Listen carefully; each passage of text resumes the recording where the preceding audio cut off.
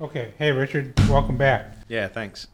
We've had a pretty good discussion. There are a couple more questions I think we want to explore relative to the candidate side and kind of managing that process. So why don't you give me your best case scenario of what happens in terms of communication with the candidate from the time that you're engaged, and then you go out and find the candidate pools, you contact people, but just kind of walk us through how much time it takes, what are the process steps, what do you do, and what does the client do?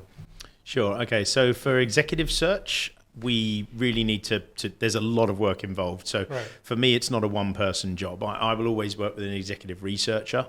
Just the sheer volume of data points, data collection, information transfer, and I'm talking administrative. Right. It could be whether it's swapping CV information, updating parts of the resume, organising interviews, touch points, that sort of thing. I want to focus on the real add value parts of the process. That's where I bring my expertise. And so we divide that accordingly. I will take care of obviously the depth of interviewing, negotiation, influence, engaging. That's my skill set, and it needs a little bit of grey hair or no hair, so to speak, to get that done. I'm not expecting that from one of my junior colleagues. On the client side, I think we do again have an onus to make sure we're communicating everything up front. Particularly going into a process in terms of timescales, so that we're aligned on when we're expecting to have key milestones, such as shortlist presentations, and when we need their stakeholders available. Obviously, we can do virtuals these days, but at a top executive level, we still will have a preference of face-to-face. People want to meet potentially their boss, whether that's involving traveling or whatnot, but having the right stakeholders in the right place at the right time, so we can manage ahead. So if someone's on vacation or someone's traveling or someone's got a business trip and they're not going to be available, we can manage that, but it's better to do that up front rather than wait until we get to that bridge and then suddenly we've got a 2-week delay. Yeah. Right. So, in terms of managing that, it's quite a bit of logistics. So, who communicates between you and the client as to what the progress is, and give me, if you can, some kind of a theoretical timeline from hello to let's go. Sure. Okay, so let's start with the timeline. Again, I really want to differentiate between executive search and recruitment. That's fine. Okay, particularly in Thailand, contingency search recruitment, as we would call it, for up to mid, maybe even to senior level, it seems to still be an emphasis on speed. Whether it's multi-agencies or whether it's, we need candidates yesterday, and the timeline's got to be realistic. You can find a resume in 5 minutes, but to engage and nurture a candidate, they need a little bit more than that. Having said that, there's a balance between the candidate experience, and speed is one of the aspects now where we need to execute quickly when we've got good candidates. So in terms of recruitment, that emphasis, you might expect to shortlist candidates in 5 to 10 to maybe 15 days, depending on the niche-ness of the search. For executive search, we can find the resumes, but it's much more important to find the right fit. When we send a shortlist, that should be the definitive shortlist. Very rarely would we need to go back and do a second shortlisting. There will be a calibration point, which you wouldn't necessarily get with recruitment. So typically we'd screen a pool of candidates. Let's say we've got 10 potentials. Okay? We would then have a meeting with the client where we don't share the details of who the candidates are, but we would give an overview. Budgets, experience, different skill sets. And we would use that session to calibrate. That might be, let's say, 15 days to 20 days into the start of the search process. The client will then have formulated a bit more of a opinion on where they want to go with this search, because they've actually got something tangible to base it on, and they're now seeing some actual market research having Right. been done. So they've got a better idea of what they get for their budget. They Right. get a better idea of the types of candidates they can see. Mhm. And for example, let's say they had to make a decision between a more, let's say, a younger prospect who was stepping up into a role, Right. or maybe a more experienced, steady pair of hands. That can be a completely different type of search. And now we've got to pin them down and say, well, look, which direction are we going in here? Okay. So again, that calibration, we've got the time to do that in executive search, which means we should get to that first shortlist and know very clearly, Right. okay, here's your 5 candidates. You're going to select one of these, not we hope you like one. What do you find is the acceptable notice period? Up to 3 months should be expected. Anything longer than that, I generally find clients are going to be put off. Yeah. That said, if it's succession planning, it could be up to 6 to 12 months. Mm-hmm. Again, what I've seen in Thailand, things tend to be more reactive and a bit more urgent. Right. The country is generally a low cost base for a lot of clients. They don't necessarily want to onboard an MD while the current MD is there, Right. and double down on the budget. So succession planning will generally either be done internally, or it's a reaction to a resignation, or a quick promotion where someone's going to relocate. Right. So yeah, typically I'd say up to 3 months should be expected. 6 months may be negotiable, but then you might have to pay, signing bonuses, or compensate in some other way for the candidate to be able to move. I mean, just as another side note, I generally find that if a candidate, one of our key things is whether they've done their own succession planning correctly or not. And if someone needs longer than 3 months to do a handover, I would have some questions as to whether they've actually completed their succession planning successfully or not. So there's a little bit to read into both aspects there. Right. Okay. So when you have this communication with the candidate, I keep coming back to the communication with the candidate, because I think it's one of the areas that is highly variable. So the communication with the candidate initially comes from you, because I don't mean you specifically, but I mean through your agency. Mm-hmm. At what point in time and how do you engage the client in taking over that communication process, or do you never turn the communication? No, we would generally keep in touch with the candidate until the offer is finalised, and then at that point, obviously, their internal onboarding would kick in. Now, that doesn't end our interaction.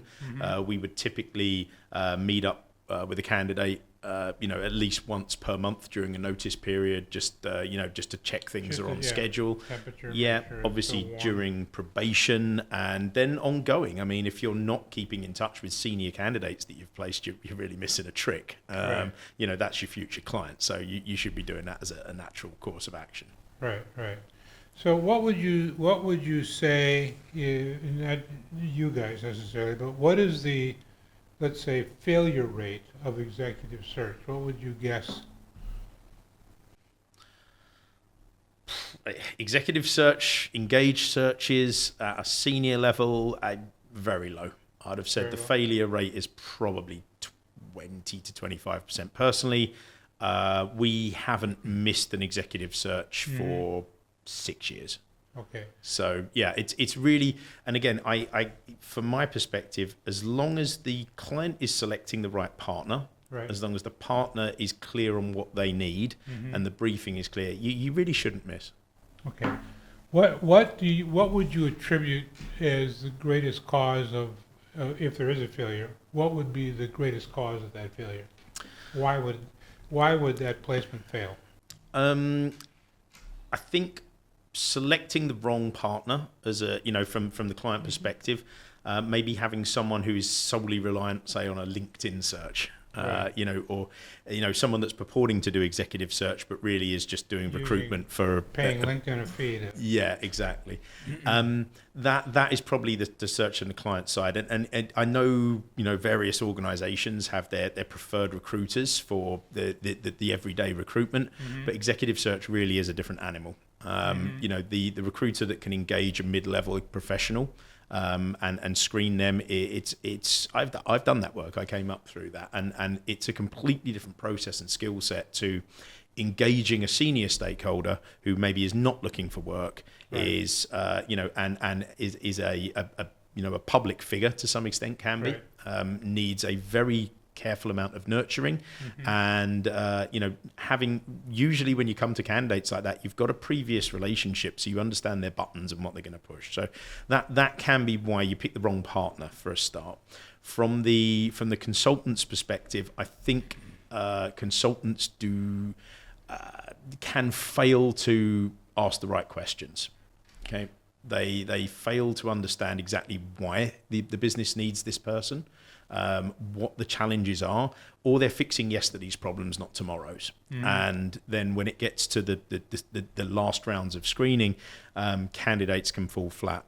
I think understanding candidates' motivations is probably the thing I almost focus on the most. Okay. They've got to be a fit for the right vector and dynamic of what this job's going to offer. Some jobs, executive search jobs, are not the greatest in the world. Okay, Right. Companies might be in problems. They Right. might have firefights to come in. That's a different type of candidate. If we don't understand that situation, then you're going to get someone in who's going to say, well, this is not for me. Right. I came from a pretty comfortable job. I'm out of here, and that's just going to be problematic. So I think that's a lot of where you can avoid very simply just misaligning, not going in the right direction, not calibrating, and obviously feedback. It's absolutely vital. It's so easy to find the faults in something. And again, taking the positives and realizing that the perfect candidate generally doesn't exist. True enough. Okay, that can be another one. Everybody wants a sure thing. Everyone Right. wants an easy decision, slam dunk. They're very rare.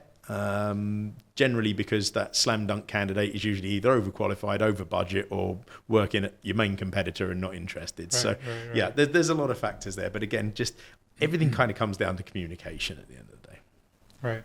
So, but getting back to if you think about the source of failure, is it typically that the person hasn't had the direct industry experience, they don't have the right personality fit, they don't have the level of intellect that's required? What are the things that cause a crash landing? It's a combination of all three, but if I had to put one above the other, I'd say having a very clear understanding of exactly what the candidates are going into.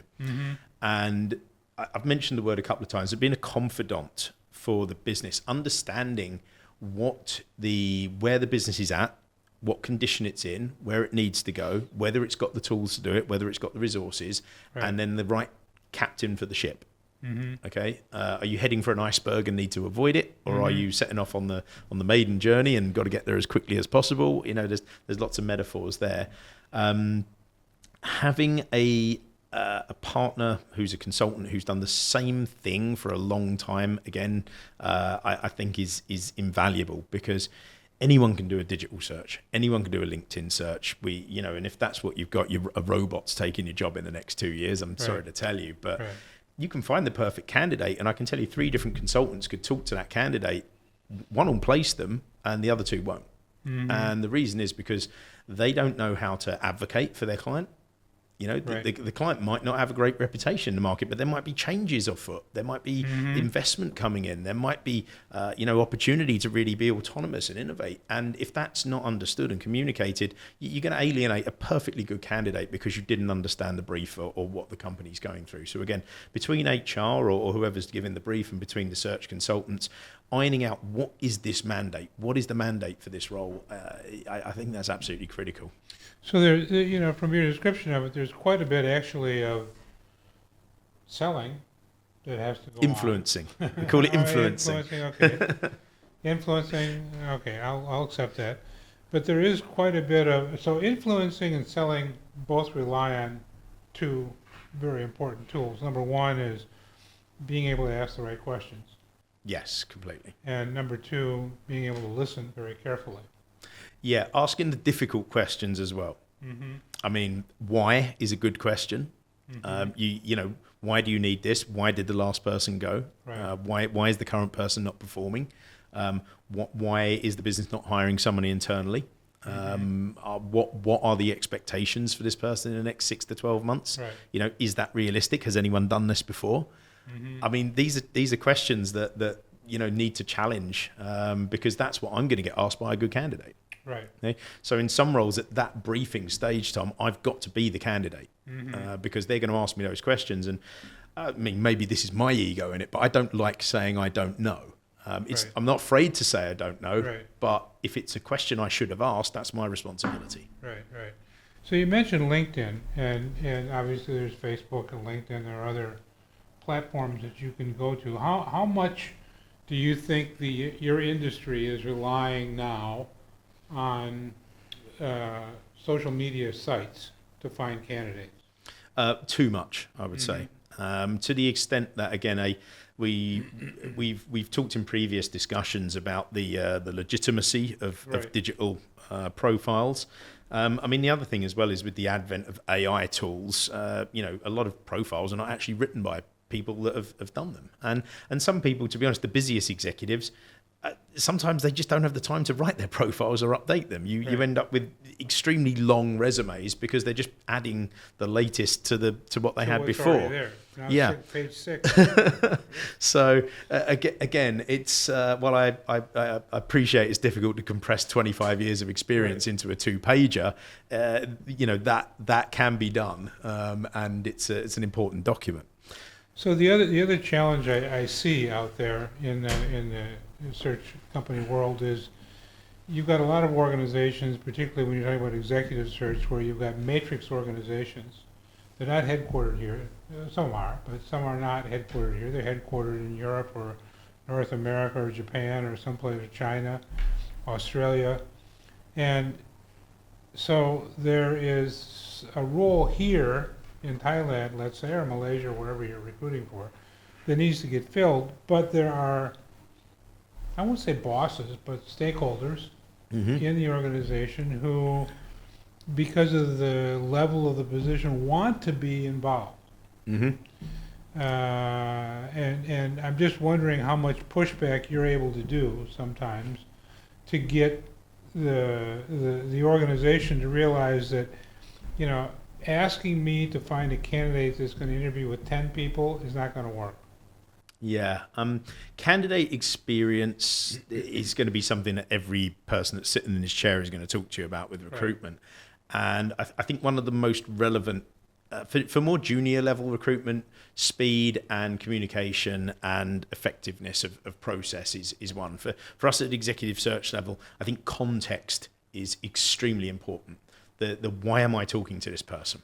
Right. Okay. So again, it could be that, you know, developing a little bit of rapport with stakeholders that are going to be important to you. That could be vital. Okay. But I agree, again, if you're going to have a matrix report to someone that you interact with every 3 months or you see once a year at the annual management meeting, the validity of their tick box and whether you're running a veto system of interviewing is also important. Right.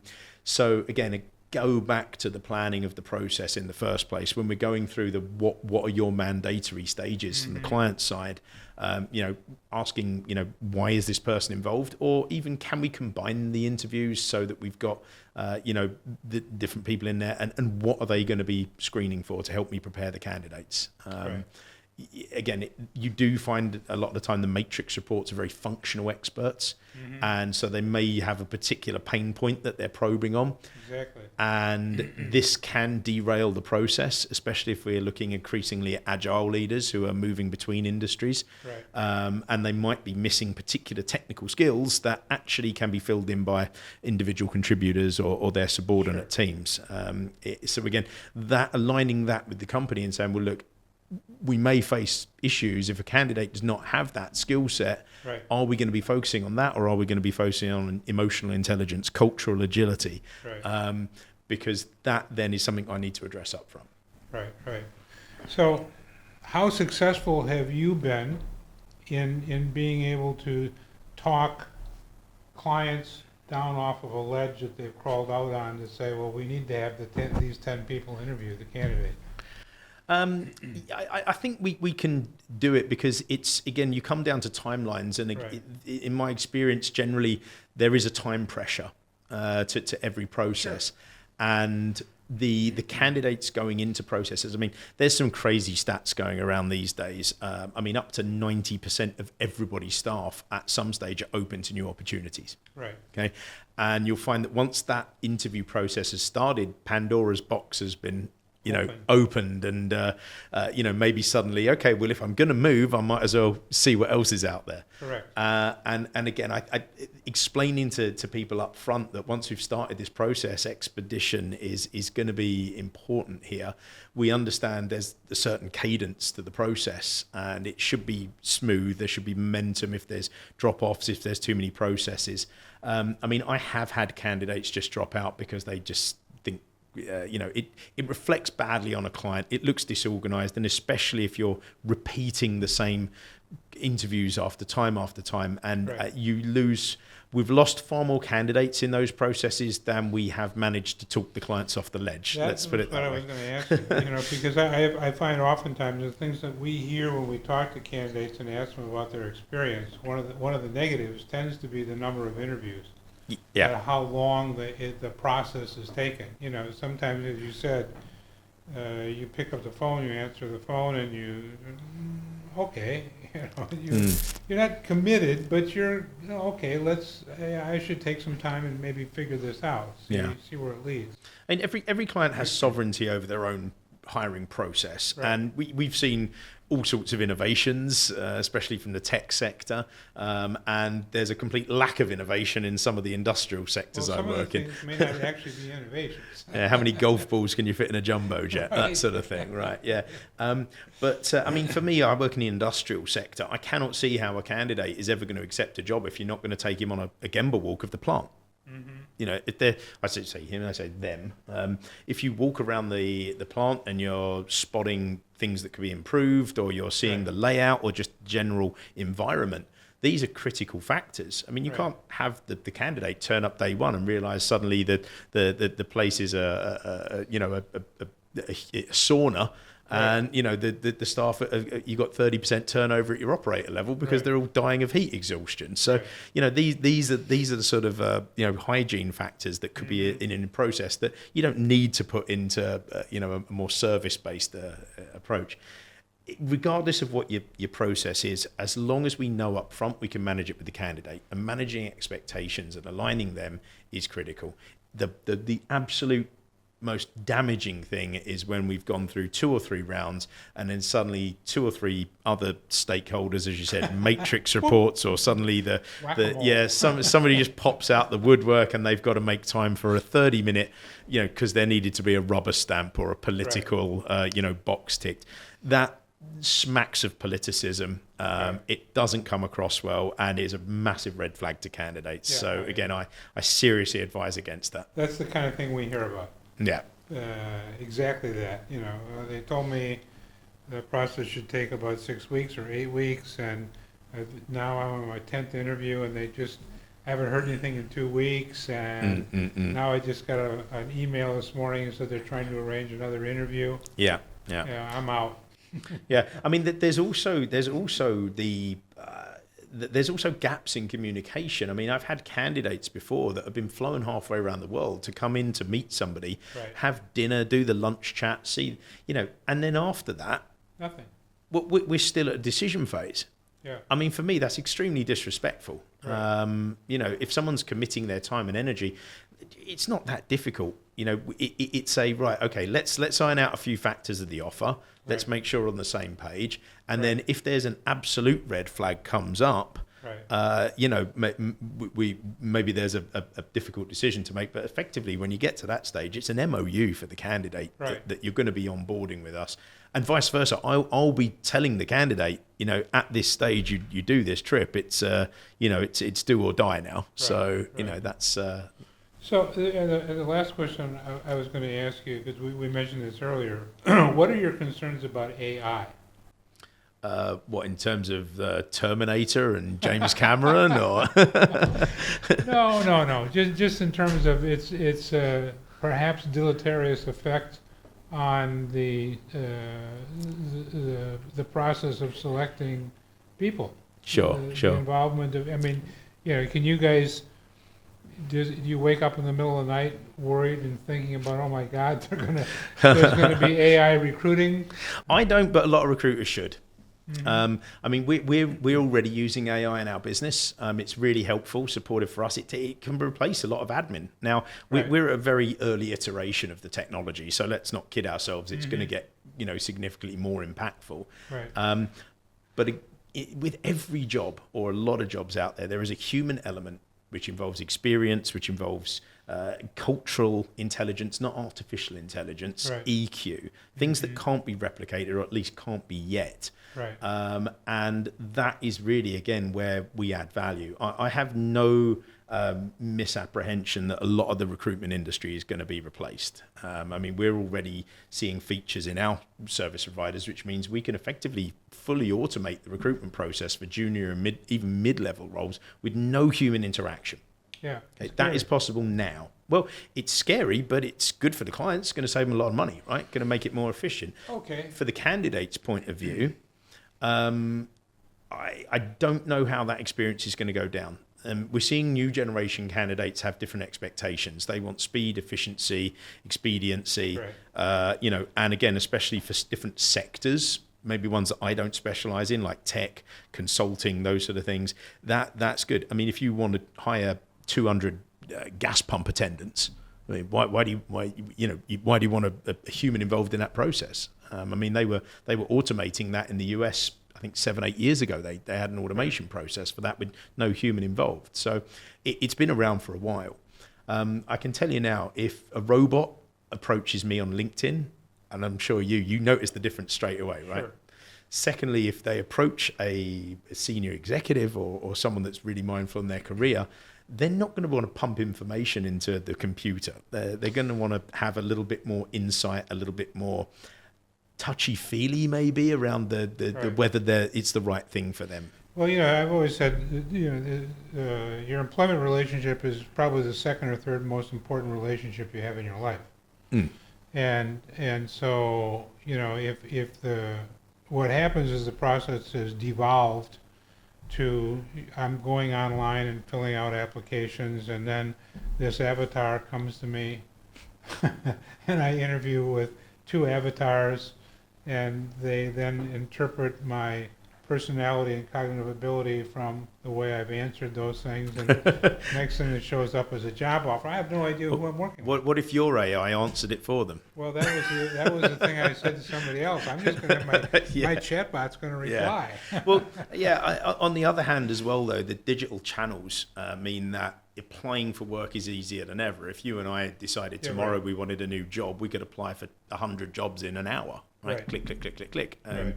And so there does need that we do have a requirement for filtering, and it's beyond just the sort of keyword passing.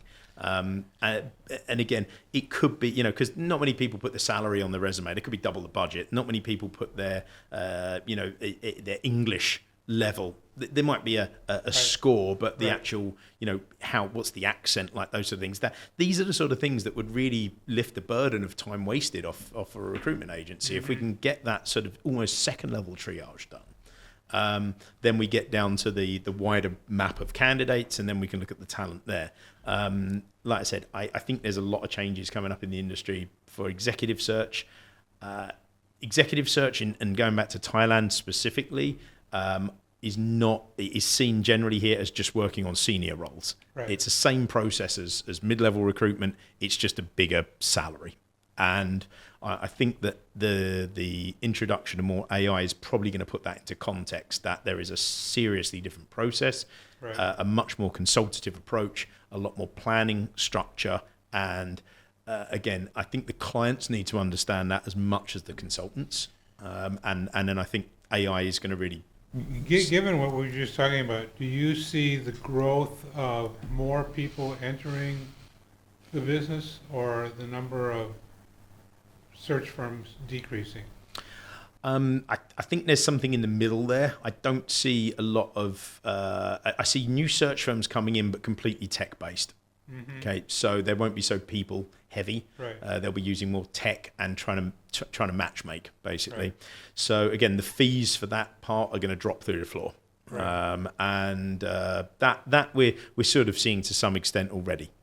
So again, that low level is going to be particularly difficult. I mean, there's already automation services out there for things like blue collar hiring, who are slashing fees, providing more analytics. There's still a human part to it, but the blue collar, as particularly outsourcing, is there to be very disrupted very quickly. Right. For the in terms of where the mid to senior level, I think recruitment specifically in Thailand is still seen as quite a young person's game. You come in, you work your butt off, you talk to loads of people, you're networking, you're picking up the phone, you're making calls. That level again, I think we're probably going to see less entry point. What I personally would like to see in the industry is maybe more, let's say, more mid-career people who've got a bit more experience, particularly dealing with people and problem solving. I've got a little bit of life experience because most of what we do is problem solving and planning. And having a little bit more experience in any sort of career is generally a good basis for that.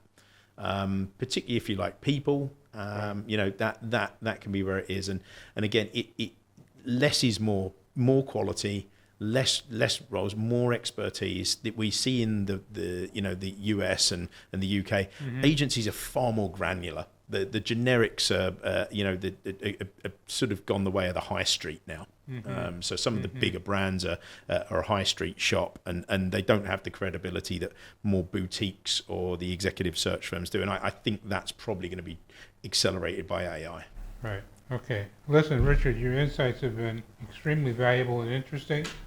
I think we're probably out of time, which is too bad. So, anyway, but thank you very much for No problem. coming. Thanks you. for having me. Nice to be had.